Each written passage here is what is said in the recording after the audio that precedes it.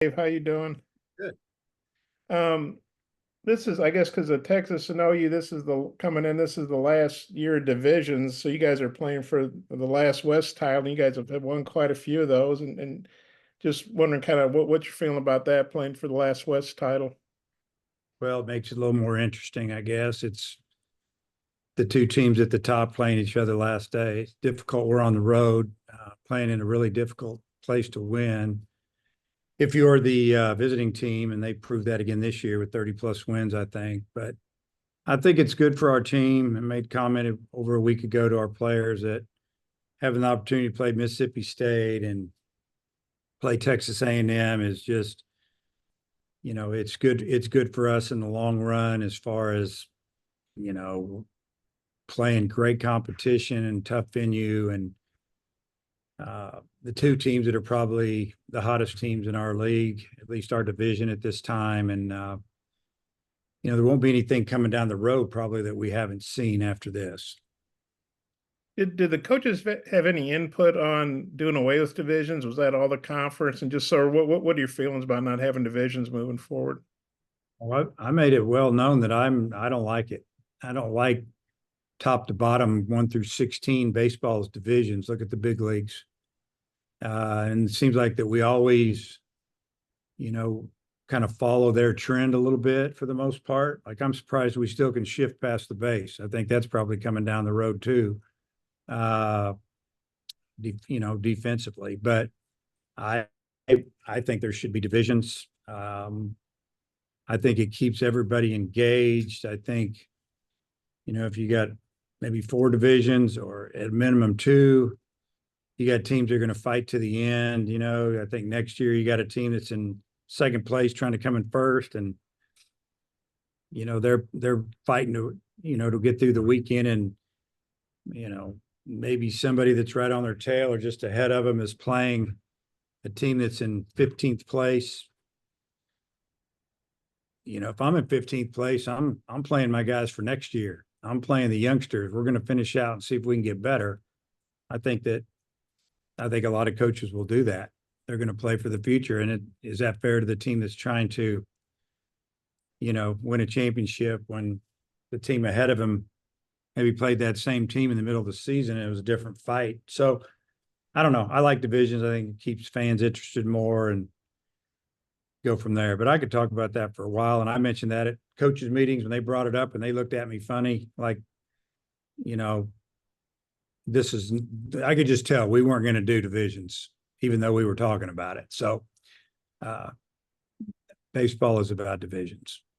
Did the coaches get to vote or have a voice in it, or was it just kind Yeah, of? we had a voice in it, and man, it was mixed, but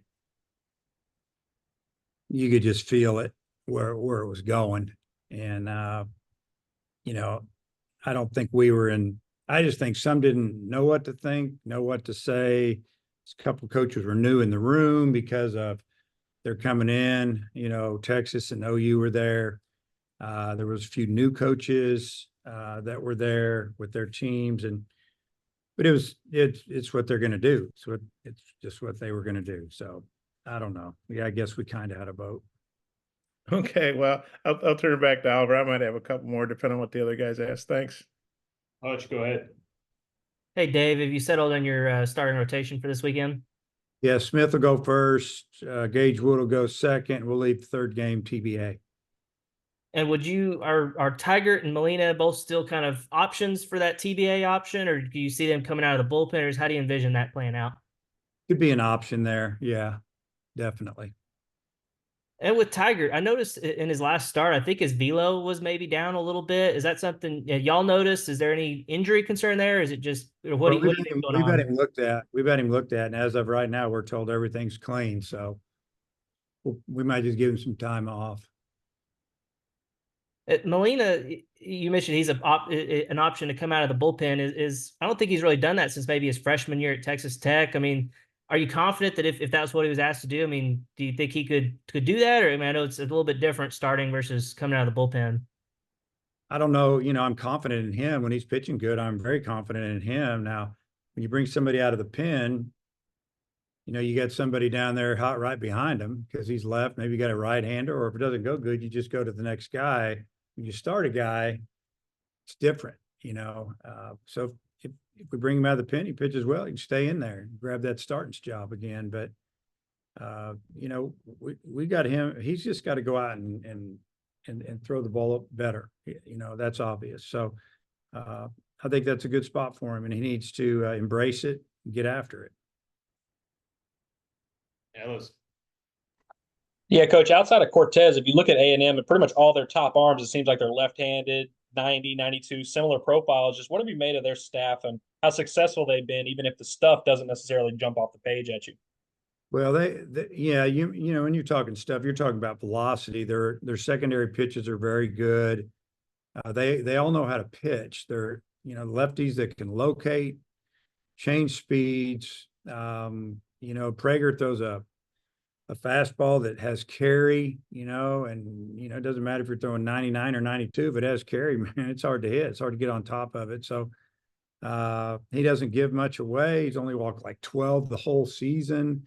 You got to hit him. You got to hit it when they don't field it. So they know what they're getting every time out. They're getting a really good chance to be in the game and win a game.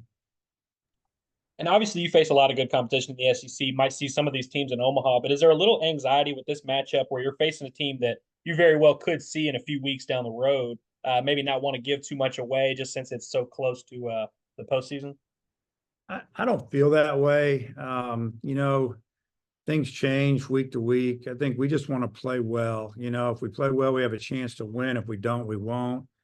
Probably one of the top two toughest environments to go in and win. I mean, you look at their overall record at home, it's pretty amazing, kind of like ours, and their fans are loud and organized, and they have a good time at the ballpark. And give credit to Jim and his staff. They've done a great job with this team, putting it together.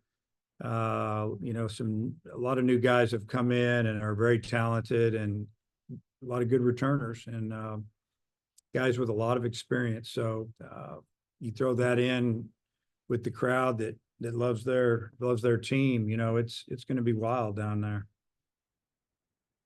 Dudley. Well, I care about who's starting and who's batting. My wife wants to know how the grandkids are doing, so I'd throw that out there. They're doing pretty good. If I'd have brought my other phone in here, I'd show you a picture. I'm not sure. I went over to the hospital last night. It was just my daughter and I. She was already up there, and they have an adjoining room. The two boys are together, and then Clara, the little girl, is by herself. I held her for about an hour and 15 minutes while she's eating. This is about a month ago. They're a lot bigger and not so wrapped up, but that's, now they don't have so many tubes and things in them and hanging out, but it's been awesome. It's been awesome watching them. And then, since you really care, I'm going to show you me and Clara. That's from about 3 weeks ago. That's what I did on a Sunday night after a stressful series. And that was about a 2-hour hold. My arm went numb, to be honest with you, but it was worth it. So hey, I got some pictures just like that. So the Peyton hold at the top of the lineup seems to be an energy burst. Talk about that a little bit. Yeah, I like him up there. We've been trying to figure out a way to get Stovall down in the order, whether it's 2 or 3, driving some runs. We just needed somebody to be on base. So 9-hole guy, 1-hole guy, 2-hole. And it looks like Holt is going to be fine there. He might not be your typical leadoff guy. It's going to sit up there and wait till he gets the perfect pitch to hit. And it may be 3 pitches in or 5. If he gets something he likes, he's going to take a swing at it, and I'm good with that. But, Peyton's he's been very patient with us, didn't get off to a great start, moving him around. I mean, he just was a great teammate. When he got his shot, he didn't give it up. And, we wouldn't be where we were or where we are without him. And, obviously we need him big time going forward. He's very valuable. Appreciate it. Yep. Daniel. Hi, Coach. Hagen's close to the school record for strikeouts. Just how have you made of the way that he's dealt with the pressure all year? I wouldn't even know that he was under any pressure the way he acts. I mean, he's a professional. He uses this facility better than anyone. I mean, he's just doing his work. I mean, all he does is come in here and do his thing. He doesn't get uptight about things. And I mean, the progress he's made physically and mentally in 1 year is amazing. And I don't, I forgot that he was that close to it till you just brought it up. And I saw the other guy break it, Nick Schmidt. So, hey, when he breaks it, good for him. And, hopefully in a couple of years, we'll have another guy run through here that breaks his record. And then have you seen the weather at all for Thursday and how that might impact the series? Yeah. I mean, we're going to leave here in a little while and head to College Station and check in a hotel and go out and work out field. And it's supposed to be really nice tomorrow.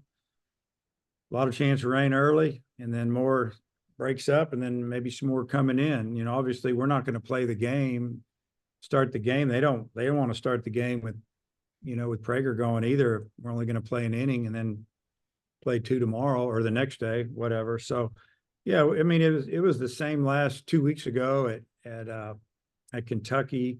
Seems like it was that way at South Carolina.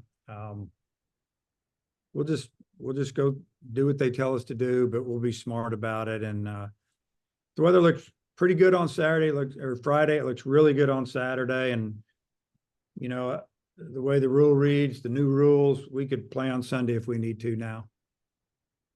And then last one, the top 3 in their lineup, a lot of power. I think as much as you guys have as a team, just how do you deal with, 3 guys with that much power at the top?